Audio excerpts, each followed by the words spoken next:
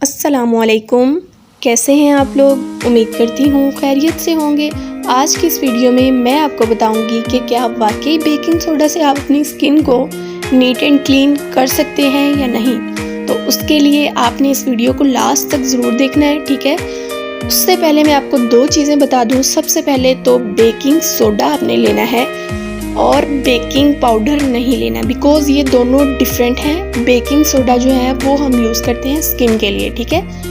Baking powder जो है वो हम बेकिंग में यूज़ करते हैं, ठीक है। जैसा कि आप जानते हैं कि मैनीक्योर और पेडिक्योर में भी बेकिंग सोडा ही यूज़ होता है, ठीक है। तो इसलिए आपने लेते वक्त इस बात का ख़ास ख्याल रखना है कि अगर आप अपनी स्किन के लिए ले रहे हैं तो आपने बेकिंग सोडा ही लेना है, ठीक है।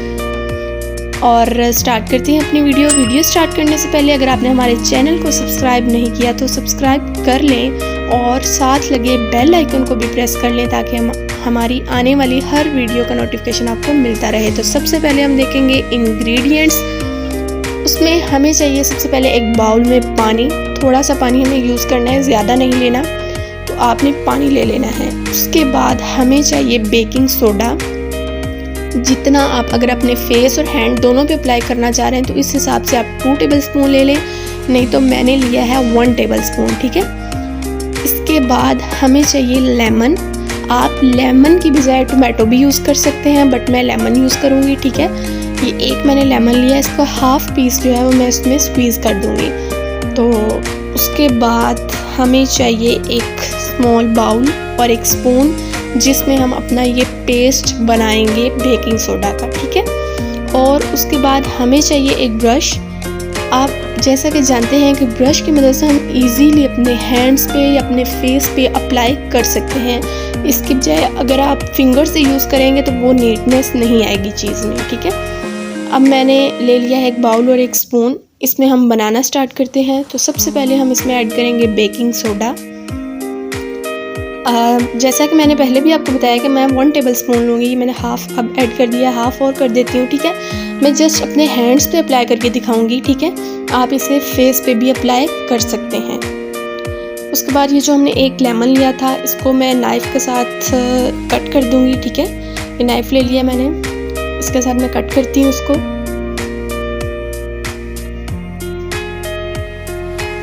और इसमें से जो एक पीस है वो हम इसमें स्क्वीज़ कर देंगे। जैसा कि आप जानते हैं कि लेमन से हमारी स्किन में बहुत ही शाइनिंग आती है और शाइनिंग के अलावा ग्लो आता है स्किन में और हमारी सारी मैल जो है वो इस लेमन से ख़त्म हो जाती है, ठीक है। तो आप ज़रूर लेमन का यूज़ किया करें। आप आम तौर पर रूटीन में सिर्फ लेमन को भी यूज़ कर सकते हैं। अब हम इसको मिक्स करेंगे। ये देखिए मिक्स तो इससे भी हो गया, लेकिन हम इसमें थोड़ा सा वाटर ऐड करेंगे ताकि वो पेस्ट सा बन जाए जिसे हम इजीली अप्लाई कर सकें अपने हैंड्स पे और फेस पे, ठीक है। ये देखिए मैं थोड़ा सा पानी इसमें ऐड करूँगी, बिल्कुल लाइट सा, आपने ज़्यादा पानी नहीं ऐड करना। और अगर आपकी स्किन जो है सेंसिटिव है या उस पर रैशेज़ वगैरह हो जाते हैं तो आप बेकिंग सोडा का कम यूज़ करें। यूज़ कर सकते हैं बट कम यूज़ करें, ठीक है।